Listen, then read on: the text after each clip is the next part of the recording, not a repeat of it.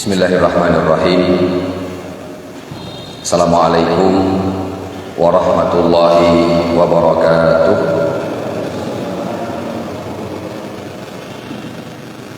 Innal hamdalillah nahmaduhu wa nasta'inuhu wa nastaghfiruh wa na'udzu billahi min shururi anfusina wa min sayyiati a'malina. Man yahdihillahu fala mudilla lahu wa man yudlil fala hadiya lahu.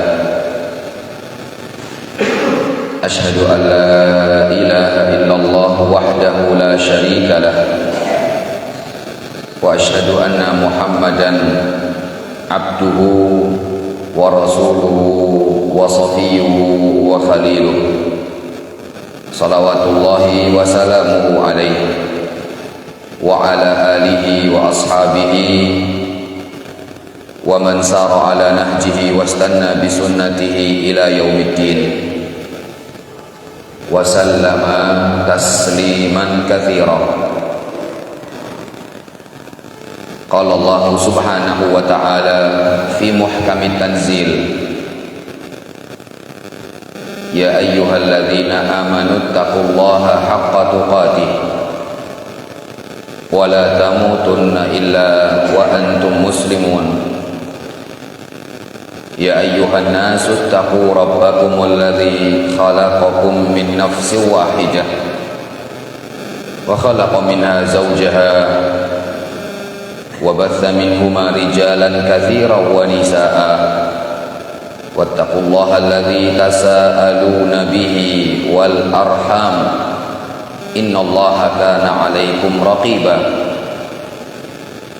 Ya ayyuhalladzina amanu taqullaha wa qulu qawlan sadida yuslih lakum a'malakum wa yaghfir lakum dhunubakum wa man yuti'illaha wa rasulahu faqad faza fawzan 'azima. Amma ba'du. Ikhwani fiddin wa akhwati rahimani wa rahimakumullah. Bapak dan Ibu jamaah Masjid An-Nur yang semoga dirahmati oleh Allah Subhanahu wa taala. Alhamdulillah bi ni'matihi tatimmus shalihat. Kita bersyukur kepada Allah Subhanahu wa taala pada kesempatan malam hari ini kita masih diberikan oleh Allah berbagai macam kenikmatan sehingga bisa bertemu kembali di salah satu rumah di antara rumah-rumah Allah Subhanahu wa taala.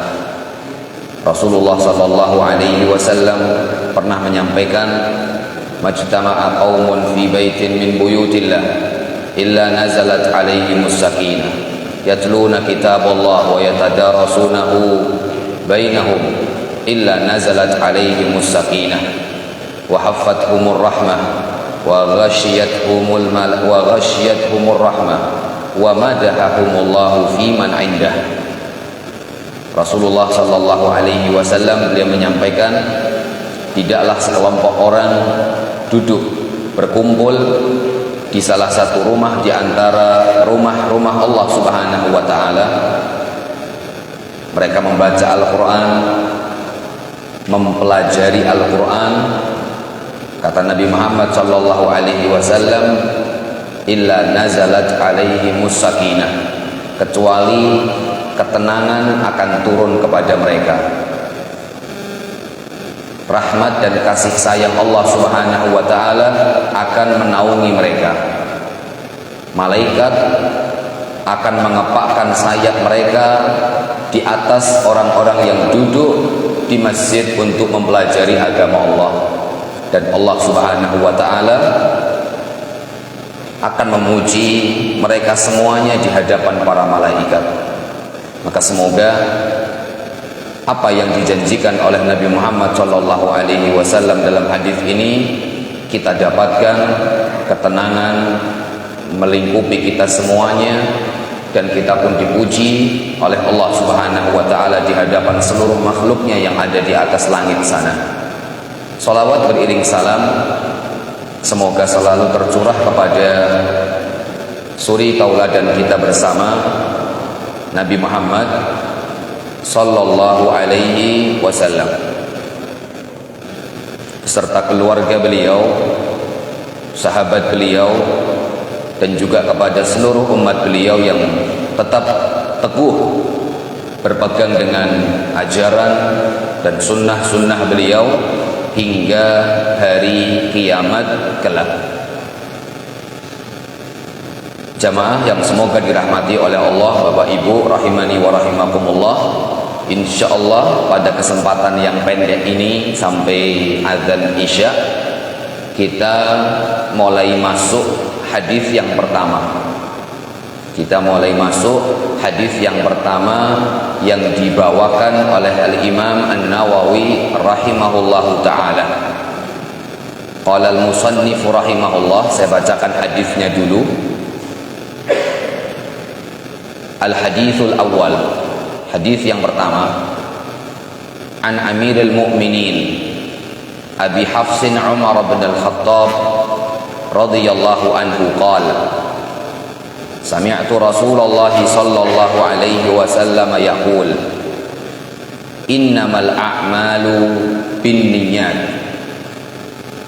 wa innama likulli imri'in ma nawa faman kanat hijratuhu ila Allah wa rasulih fahijratuhu ila Allah wa rasulih wa man kanat hijratuhu ila dunya yusibuha aw imra'atin yankihuha fahijratuhu ila ma hajara ilaih.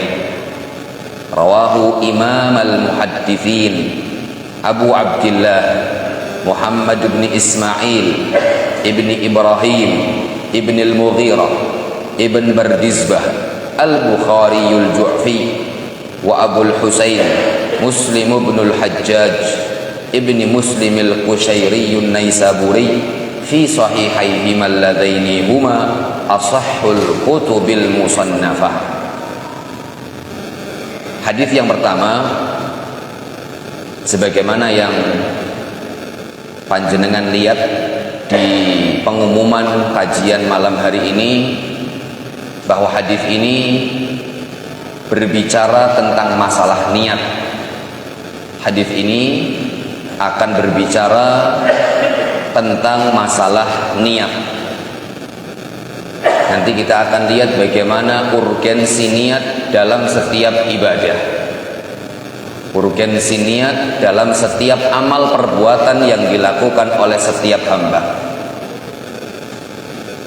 An Amirul Mu'minin, dari Amir, pemimpinnya orang-orang beriman, Abu Hafs Umar ibnul Khattab, semoga Allah meridai beliau. Beliau menyampaikan, Sami'tu Rasulullah sallallahu alaihi wasallam yaqul, aku mendengar Nabi Muhammad sallallahu alaihi wasallam bersabda. Bapak dan Ibu jamaah yang semoga dirahmati oleh Allah Subhanahu wa taala. Jazakallahu khairan. Hadis ini tadi saya sampaikan di awal bahwa hadis ini berbicara tentang masalah niat. Nanti kita akan lihat ucapan para ulama tentang pentingnya masalah niat dan ucapan para ulama tentang pentingnya hadis ini. Bahkan Imam Bukhari sendiri dalam kitab Sahihul Bukhari, beliau menjadikan hadis ini adalah hadis yang pertama. Bahkan ulama yang lain mengatakan, sekiranya orang yang ingin menulis sebuah buku hendaknya menjadikan hadis ini awal sebelum dia menulis segala sesuatu. Kalau ada orang yang ingin nulis buku, maka hendaklah hadis ini diletakkan di paling pertama. Tujuannya untuk apa? Tazkiron, sebagai pengingat, reminder, agar ketika menulis buku meluruskan niat. Jadi hadis ini sangat penting. Tapi yang ingin saya garis bawahi, adalah walaupun hadis ini sangat penting, namun nyatanya yang mendengar hadis ini hanya seorang sahabat Nabi Muhammad saja, yaitu Umar ibnul Khattab radhiyallahu taala anhu, dengan lafal ini, innamal a'malu binniyat wa innama likulli imri'in ma nawa faman kanat hijratuhu ila Allahi wa rasulih fahijratuhu ila Allahi wa rasulih wa man kanat hijratuhu ila dunya yusibuha aw imra'atin yankihuha fahijratuhu ila ma hajara ilaih. Matan hadis ini, redaksi hadis ini yang mendengar hanya seorang sahabat Nabi saja, yaitu Umar ibnul Khattab radhiyallahu taala anhu. Makanya Umar mengatakan, sami'tu Rasulullah sallallahu alaihi wasallam yaqul, aku mendengar Nabi Muhammad sallallahu alaihi wasallam bersabda. Apa yang disampaikan oleh Nabi Muhammad? Innamal a'malu binniyat wa innama likulli imri'in ma nawa. Sebelum saya terjemahkan sedikit, Syekh Saleh atau Syekh Muhammad bin Saleh Al-Utsaimin dan para ulama yang lain, mereka memberikan pelajaran dari sisi bahasa sedikit, dan saya ingin sampaikan sedikit karena ini penting dalam menerjemahkan hadis ini. Nabi Muhammad mengatakan innamal a'malu binniyat wa innama likulli imri'in ma nawa. Beliau mengawali dengan sebuah huruf innama, adatu hasrin dalam bahasa Arab. Kata ini, kata innama, itu memberikan pelajaran penyempitan makna. Contoh, innama hadhihi sayyarah li salih, misalkan. Jadi kata innama itu fungsinya untuk mengerucutkan makna. Tadi saya kasih contoh, innama hadhihi sayyarah li salih. Kalau diartikan, mobil ini hanya milik Saleh. Jadi mobil ini bukan milik siapa-siapa kecuali hanya milik Saleh. Jadi kata innama itu menyebutkan atau memberikan pelajaran hasr syai', penyempitan makna. Tidak ada yang memiliki mobil ini kecuali hanya Saleh. Maka Nabi Muhammad alaihi salatu wassalam, beliau bersabda, innamal a'malu binniyat. Kalau kita terjemahkan, sesungguhnya amalan itu hanya tergantung dengan niatnya. Jadi amal itu benar-benar dikatakan amal tergantung hanya dengan niatnya saja. Wa innama likulli imri'in ma nawa. Dan sesungguhnya setiap orang hanya akan diberikan sesuai dengan apa yang dia niatkan. Itu kalau kita terjemahkan. Faman kanat hijratuhu ilallahi wa rasulih.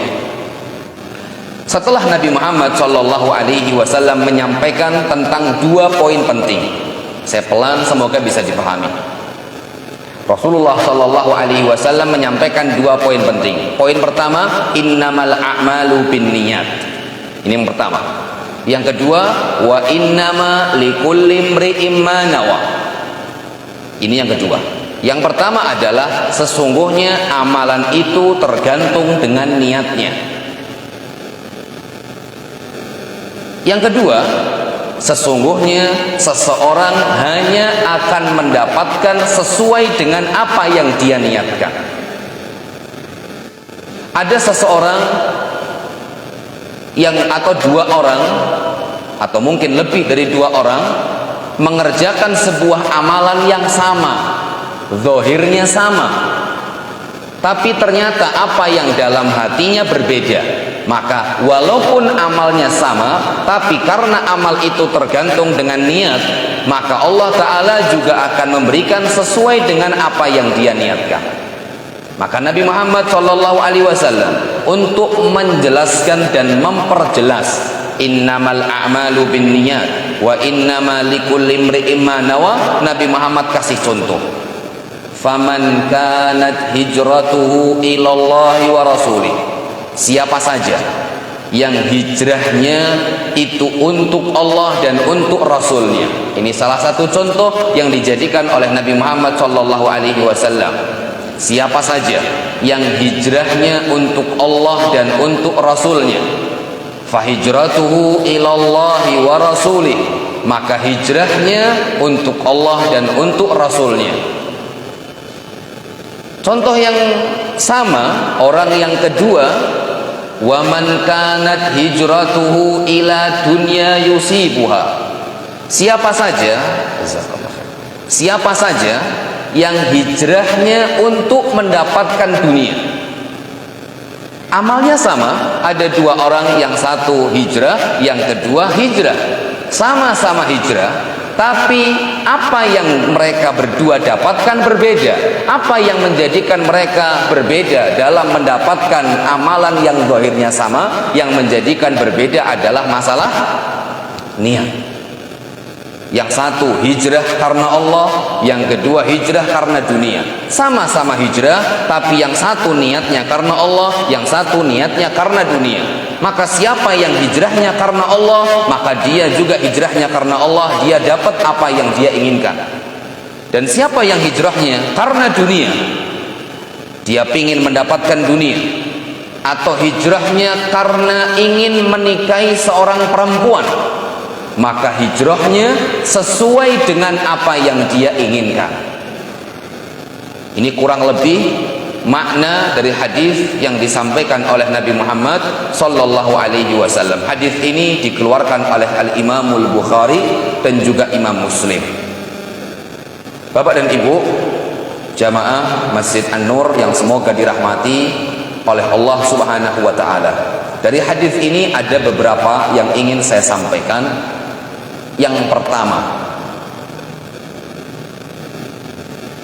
ada beberapa masalah, ada beberapa poin yang ingin saya sampaikan. Yang pertama adalah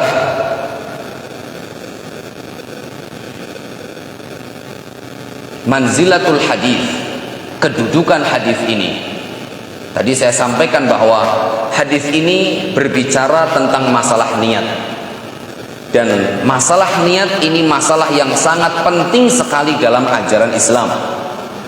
Kita semua tahu bahwa amalan seorang hamba, ibadah seorang hamba, ritual ibadah yang dilakukan oleh seorang hamba tidak akan diterima oleh Allah Subhanahu wa taala, salah satunya jika niatnya salah. Maka sholat kita, puasa kita, ibadah-ibadah kita yang lain, kalau salah niat maka tidak akan diterima oleh Allah Subhanahu wa taala. Semuanya kalau salah niatnya maka semuanya batal dan tidak akan diterima oleh Allah Subhanahu wa taala. Allah Subhanahu wa taala berfirman, isi redaksi firman Allah taala ini ditujukan kepada Nabi Muhammad sallallahu alaihi wasallam. La in asyrakta la yahbatanna amaluk wa la takunanna minal khasirin. Kata Allah taala untuk Nabi Muhammad sallallahu alaihi wasallam, ini yang khitabnya, yang diajak bicara Nabi Muhammad sallallahu alaihi wasallam. La in asyrakta, wahai Muhammad, kalau engkau berbuat syirik, artinya engkau salah niat, la yahbatanna amaluk, maka seluruh amalmu hilang. Wala takunanna minal khasirin, dan kamu pasti benar-benar menjadi orang yang rugi di dunia dan juga di akhirat. Lihat, ini masalah niat. Maka kita semua tahu bagaimana Allah Subhanahu wa taala berfirman, dan ini yang menjadi ikrar kita bersama, inna salati wa nusuki wa mahyaya wa mamati, untuk siapa? Lillahi rabbil alamin. Sesungguhnya salatku, sesembelihanku, hidupku, matiku, semuanya untuk Allah Subhanahu wa taala, Rabbul alamin, Tuhan semesta alam. Ditebeli lagi, la syarika lahu wa bidzalika umirt wa ana awwalul muslimin. tidak ada sekutu bagi Allah Subhanahu wa taala. Jadi salatku benar-benar hanya untuk Allah, puasaku benar-benar hanya untuk Allah, sesembelihanku benar-benar hanya untuk Allah, hidup dan matiku benar-benar hanya untuk Allah Subhanahu wa taala, enggak ada yang lain. Makanya hadis ini sangat penting sekali, punya kedudukan yang sangat tinggi. Kata Abdurrahman ibn Mahdi, seorang ulama, beliau mengatakan, "Lau sannaftul abwab la ja'altu haditha Umar fil a'mal bin niyyah fi kulli bab." Beliau seorang ulama hadis terkenal, Abdurrahman ibn Mahdi. Beliau mengatakan, kalau seandainya saya menulis buku dan buku itu punya judul banyak, ada bab 1, bab 2, bab 3, bab 4, bab masalah ini, bab masalah itu, dan seterusnya. Apa kata beliau? La ja'altu haditha Umar fil a'mal bin niyat fi kulli bab. Maka niscaya setiap bab mesti saya masukkan hadis Umar ibnul Khattab tentang masalah niat. Jadi kalau saya bikin buku, kemudian setiap buku misalkan ada 10 bab misalkan, maka saya jadikan hadis ini di awal setiap bab yang saya tulis. Untuk apa? Tadhkiron, untuk reminder, untuk pengingat agar niatnya lurus karena Allah Subhanahu wa taala. Ini kata Abdurrahman ibn Mahdi. Kata ulama yang lain, Al-Imam Asy-Syafi'i, Muhammad ibn Idris Asy-Syafi'i rahimahullahu taala, Ruwiya 'an Syafi'i annahu qala, diriwayatkan dari Imam Syafi'i, beliau pernah mengatakan, hadzal hadis thuluthul ilmi. Hadis ini, hadis tentang masalah niat itu menjadi thuluthul ilmi, sepertiga ilmu. Bahkan Imam Bukhari rahimahullahu taala, beliau menyampaikan, mengomentari hadis ini, apa kata beliau? Laisa fi akhbarin nabi syai'un ajma' wa aghna wa aktsar faidatan min hadzal hadis. Kata Al-Imam Al-Bukhari, beliau mengatakan, mengomentari hadis ini, tidak ada di dalam hadis-hadis Nabi Muhammad sallallahu alaihi wasallam satu hadis yang lebih banyak faedahnya, yang lebih mengumpulkan banyak faedah melebihi hadis tentang masalah niat. Salat itu penting, puasa itu penting, haji itu penting. Hadis yang berbicara tentang salat itu penting, hadis yang berbicara tentang puasa itu penting, hadis yang berbicara tentang jihad itu penting, hadis yang berbicara tentang membaca Al-Quran itu penting, hadis yang berbicara tentang sedekah itu penting. Tapi sedekah, jihad, puasa, salat, menuntut ilmu, membaca Al-Quran, semuanya akan rusak jika niatnya rusak. Makanya dalam hadis yang lain, Rasulullah sallallahu alaihi wasallam, beliau menyampaikan, orang yang pertama kali tusa'ar bihimun nar, orang yang pertama kali dijebloskan, dipanaskan di dalam api neraka, ada 3 golongan. Sebelum ubadil authan, sebelum para penyembah berhala dimasukkan ke neraka, ini karena pentingnya masalah ini, ada 3 golongan yang pertama kali diazab oleh Allah Ta'ala dan dimasukkan ke dalam api neraka. Siapa mereka? Qari'ul Quran, orang yang pandai membaca Al-Quran, orang yang meninggal dalam medan perang, orang yang loboh dan dermawan. Yang pertama kali diazab oleh Allah Ta'ala adalah ahli Quran, orang yang paham dan pinter bacaan Al-Qurannya. Kurang apa ini? Yang kedua, orang yang dermawan. Yang ketiga, orang yang mati syahid atau mati dalam medan perang. Kelak di hadapan Allah Ta'ala, ketiga orang ini ditanya oleh Allah Subhanahu wa Ta'ala. Allah Ta'ala mengatakan kepada orang tadi tentang apa yang telah dia lakukan selama hidup di dunia, dengan apa yang dia miliki berupa Al-Quran dan ilmu yang dia miliki. Dia mengatakan, ya Allah, saya melakukan sesuatu untuk engkau semuanya ya Allah. Saya membaca Al-Quran, saya menuntut ilmu, semuanya hanya untuk engkau ya Allah. Apa kata Allah Subhanahu wa Ta'ala? Kadzab, kamu bohong.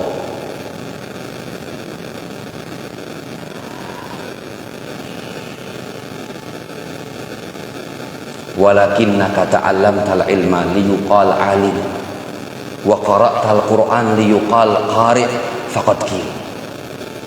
Kata Allah Ta'ala, dulu kamu belajar ilmu, dulu kamu membaca Al-Quran, kamu ketika belajar ilmu biar dapat predikat orang yang alim, kamu membaca Al-Quran biar dapat predikat qari', orang yang pintar baca Quran, dan kamu sudah dapatkan itu di dunia.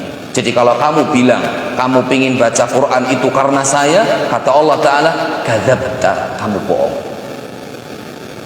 Kemudian Allah Ta'ala mendatangkan yang lain, orang yang tadi meninggal pada medan perang, orang yang beloboh, dermawan, memberikan semuanya. Ketika orang yang dermawan, Allah Ta'ala fa'utiya bihi fa'arafahu ni'amahu fa'arafaha fa'arrafahu ni'amahu fa'arafaha. Allah kemudian panggil orang yang kedua yang meninggal dalam medan perang, diberikan kepadanya bahwa dulu kamu seperti ini, meninggal dalam medan perang, dan dia mengakui, ditanya sama Allah Ta'ala, apa yang kamu inginkan dulu ketika kamu meninggal dalam medan perang? Aku berjihad karena engkau ya Allah. Tapi ternyata Allah Ta'ala mengatakan, kadzabta, bohong kamu. Kamu dulu turun di medan perang, kemudian mati dalam medan perang agar kamu mendapatkan predikat syuja' wa qad qil. Kamu ingin mendapatkan predikat pahlawan, pemberani, dan itu sudah kau dapatkan dulu di dunia. Yang kedua, yang ketiga, orang yang beloboh, dermawan, apa yang kamu inginkan dulu ketika engkau keluarkan hartamu? Aku ingin semuanya karena engkau ya Allah. Kadzabta, bohong kamu. Kamu dulu seperti itu, ingin dikatakan orang yang dermawan, wa qad qil, dan kamu sudah dapatkan predikat itu di dunia. Apa kata Rasulullah SAW? Thumma umira bihi fasuhiba ala wajhihi hatta ulqiya finnar. Habis itu dibawa orang tersebut dan dijebloskan ke neraka. Suhiba ala wajhihi, di apa namanya ini, di tengkurap kepalanya dulu lah ya. Fasuhiba ala wajhil ard fasuhiba ala wajhihi hatta ulqiya finnar. Nas'alullah al-afwa wal afiyah. Lihat, ini yang diazab oleh Allah Ta'ala pertama kali adalah orang yang rajin baca Quran, orang yang meninggal dalam medan perang, orang yang dermawan. Tapi mereka semua salah niat. Jadi penting sekali pembahasan ini, masalah niat. Maka kata Imam Syafi'i tadi, thuluthul ilmi. Maka kata Imam Bukhari, laisa fi akhbarin Nabi alaihi salatu wassalam syai'un ajma' wa aghna wa akthar faidatan min hadzal hadis. Bahkan ada seorang ulama yang lain, yaitu Al-Qadhi Iyad rahimahullahu ta'ala, dan juga Ibnu Rajab juga menyampaikan ucapan ini. Beliau mengatakan, umdatuddin indana kalimatun arba'un min kalami khairil bariyah, ittaqis syubuhati wazhad wa da'ma laisa ya'nika wa'malanna biniyah. Kata Qadhi Iyad, seorang ulama namanya Iyad, beliau mengatakan, intinya agama bagi kami, kata beliau, adalah 4 kalimat atau 4 hadis Nabi Muhammad SAW. Jadi agama ini terkumpul pada 4 hadis ini. Ittaqis syubuhat, yang pertama, hadis tentang masalah meninggalkan yang syubuhat, itu yang pertama. Yang kedua, wazhad, tentang masalah zuhud. Nanti kita akan baca tentang masalah meninggalkan syubhat, ada di hadis ini atau ada di kitab Arba'in Nawawi. Tentang masalah zuhud ada dalam kitab Arba'in Nawawi. Wada' ma laysa ya'ni, tinggalkan apa yang tidak bermanfaat, hadis ini juga ada dalam kitab Arba'in Nawawi. Wa'malanna biniyah, dan beramal dengan niat. Hadis ini yang kita baca sekarang. Jadi agama ini menurut Qadhi Iyad, menurut Ibnu Rajab, menurut Badruddin, menurut As-Suyuti, Asy-Syamsuddin Asy-Syafi'i, dan seterusnya ulama-ulama yang lain, mereka mengatakan bahwa inti agama itu terkumpul pada 4 hadis. Hadis meninggalkan syubhat, hadis tentang masalah zuhud, hadis tentang meninggalkan yang tidak ada manfaatnya, dan yang keempat hadis tentang masalah niat. Jadi hadis niat satu dari 4 hadis yang sangat penting dalam agama Islam.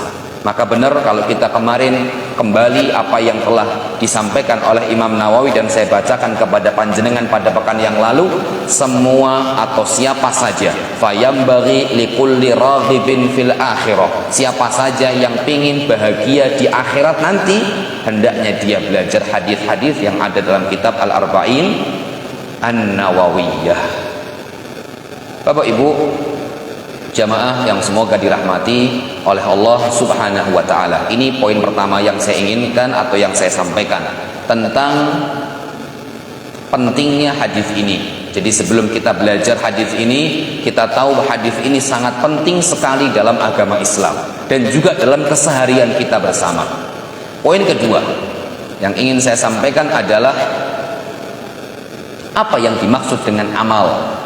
Rasulullah SAW mengatakan innamal a'mal binniyat. Sesungguhnya amalan itu tergantung dengan niatnya. Kata beliau Syekh Mansur As-Saf'u hafizahullahu ta'ala yang menjelaskan kitab Al-Arba'in An-Nawawiyah, a'mal itu artinya kullu ma yastur minal mukallaf min qaulin au fi'lin. Amal itu semua yang muncul, yang keluar dari orang yang mendapatkan beban syariat, baik itu ucapan ataupun perbuatan. Ucapan kita ini bernilai pahala atau tidak bernilai pahala tergantung dengan niat. Perbuatan kita bernilai pahala atau bahkan bernilai dosa juga tergantung dengan niat. Jadi amal itu artinya semua yang dilakukan oleh seorang yang mendapatkan beban syariat, baik itu bentuknya perbuatan atau bentuknya adalah ucapan. Bapak Ibu jamaah yang semoga dirahmati oleh Allah Subhanahu wa taala. Yang ketiga yang ingin disampaikan, bahwa hadis ini menjelaskan tentang jeleknya masalah dunia. Hadis ini secara tersurat dan secara tersirat menjelaskan tentang jeleknya dunia. Rasulullah Shallallahu Alaihi Wasallam dalam hadis yang lain, saya kasih contoh, Rasulullah SAW ketika beliau di pasar, beliau melihat bangkai kambing dalam keadaan telinganya sudah rusak. Kemudian beliau bertanya kepada sahabat-sahabat beliau, maukah di antara kalian yang mau ngambil bangkai ini? Apa kata sahabat? Ya Rasulullah, ini bangkai. Kalau hidup saja mungkin di antara kita masih ada yang tidak mau. Kenapa? Karena telinganya cacat. Apalagi ini sudah bangkai. Apa yang akan kita ambil manfaat dari bangkai? Dimakan nggak bisa, semuanya susah. Apa kata Nabi Muhammad SAW?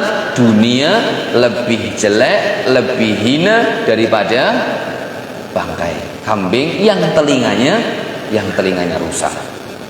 Hadis ini secara tersirat menjelaskan tentang jeleknya masalah dunia.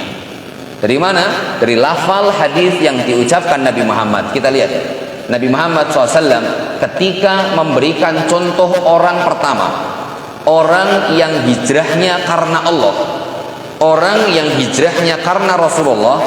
Nabi Muhammad mengulangi redaksi Allah dan Rasulullah. Faman kanat hijratuhu ilallah wa rasulih fahijratuhu ilallah wa rasulih. Disebutkan Allah wa rasulnya, disebutkan lagi. Siapa yang hijrahnya untuk Allah dan Rasulnya, maka hijrahnya untuk Allah dan Rasulnya. Dia akan dapat apa yang dia inginkan untuk Allah dan untuk Rasulnya. Tapi dalam masalah dunia, Nabi Muhammad SAW tidak seperti orang yang pertama yang hijrahnya karena Allah dan Rasulnya. Ketika orang yang kedua yang dicontohkan sama Nabi Muhammad SAW, faman atau waman kanat hijratuhu ila dunya yusibuha awim ro'atin yankihuha. Siapa saja yang hijrahnya karena dunia, dia pingin dunia, atau hijrahnya karena dia ingin menikahi wanita, Nabi Muhammad tidak ulangi kata itu. tidak ulangi dunia yang dia inginkan atau wanita yang dia ingin nikahi, nggak ulangi lagi. Tapi Nabi Muhammad hanya menyampaikan fahijratuhu ila ma hajara ilaih, maka hijrahnya sesuai dengan apa yang dia inginkan. Pelajarannya, pesannya, kata para ulama, siapa yang hijrahnya karena Allah, pasti dia akan dapatkan sesuai dengan apa yang dia hijrah, sesuai dengan apa yang dia niatkan saat dia hijrah. Dia hijrahnya karena Allah dan karena Rasulullah, pasti dia akan dapat itu. Tapi kalau hijrahnya karena Allah dan kalau hijrahnya karena dunia atau hijrahnya karena seorang wanita, urusan duniawi, apa kata Nabi Muhammad? Beliau tidak ulangi lagi, tapi beliau sampaikan fahijratuhu ila ma hajara ilaih. Kata para ulama, maka siapa yang hijrahnya karena dunia, bisa jadi dapat dunia, bisa jadi tidak dapat. Dan ini sesuai dengan hadis Nabi Muhammad sallallahu alaihi wasallam yang lain. Nabi Muhammad mengatakan, man kanatil akhiratu hammahu, siapa saja yang akhirat menjadi orientasinya, yang menjadi tujuan hidupnya, yang menjadi keinginannya, keinginannya akhirat. Apa kata Nabi Muhammad sallallahu alaihi wasallam? Rasulullah SAW menyampaikan, maka seluruh perkaranya akan dimudahkan oleh Allah Subhanahu wa taala. Dan dunia akan datang kepadanya dalam keadaan dunia hina. Itu siapa yang tujuannya adalah akhirat. Kemudian kata Nabi Muhammad, wa man kanatid dunya hammahu, siapa saja yang dunia adalah tujuan utamanya, dunia adalah orientasinya, dunia adalah keinginannya, bangun tidur sampai mau tidur yang dipikir hanya dunia, dunia dan dunia. Apa kata Nabi Muhammad sallallahu alaihi wasallam? Allah Ta'ala akan menjadikan kefakiran ada di depan pelupuk matanya. Jadi yang dikhawatirkan, yang ditakutkan adalah miskin, miskin, miskin dan miskin. Sudah azan? Jalan. Oke. Yang dipikirkan miskin, miskin, miskin. Akhirnya karena yang di hadapannya miskin, miskin, miskin, dia terus kejar, lupa dengan Allah Ta'ala. Kemudian kata Nabi Muhammad SAW, seluruh urusannya dipersulit oleh Allah Ta'ala, berantakan urusannya, dan dunia tidak akan datang kepadanya kecuali sesuai dengan apa yang telah Allah tulis untuknya. Jadi orang yang niatnya untuk akhirat, akhiratnya dapat, dunianya dapat, dan dunianya datang dalam keadaan wahiyar radhimah, dalam keadaan hina. Dan siapa yang tujuannya adalah masalah dunia, akhiratnya nggak dapat, dunianya bisa jadi dapat, bisa jadi juga tidak dapat. Ikhwani fiddin rahimani wa rahimakumullah. Kemudian yang selanjutnya, poin yang ingin disampaikan, Rasulullah Shallallahu Alaihi Wasallam tadi menyampaikan bahwa niat atau amal itu tergantung dengan niat. Wa'lam annal maqsud minan niyah amron. Maksud yang dimaksud dengan amal itu tergantung dengan niat adalah dua hal. Yang pertama, tamyiz al-ibadah an ibadatin ukhra wa tamyizul ibadah anil adah. Yang pertama adalah fungsi niat itu membedakan antara satu ibadah dengan ibadah yang lain.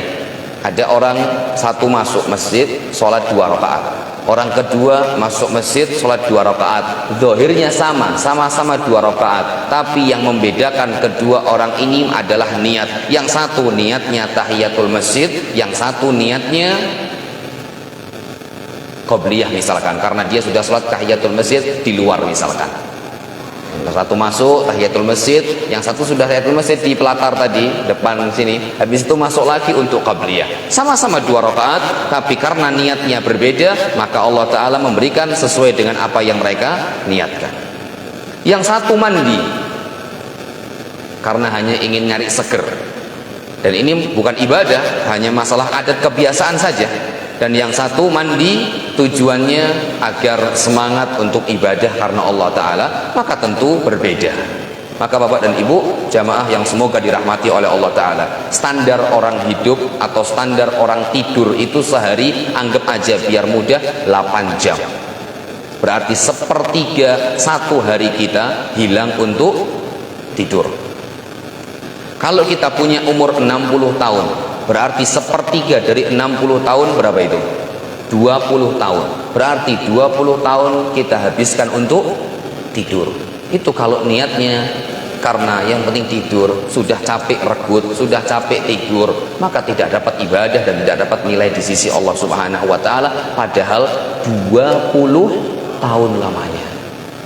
Jadi pentingnya masalah niat, hadirkan masalah niat di semua hal, walaupun itu sekedar pulang bawa oleh-oleh untuk istri. Habis ini jenengan pulang mampir ada jual martabak misalkan, kemudian beli martabak untuk istri, niatkan ini untuk nafkah istri, dapat pahala.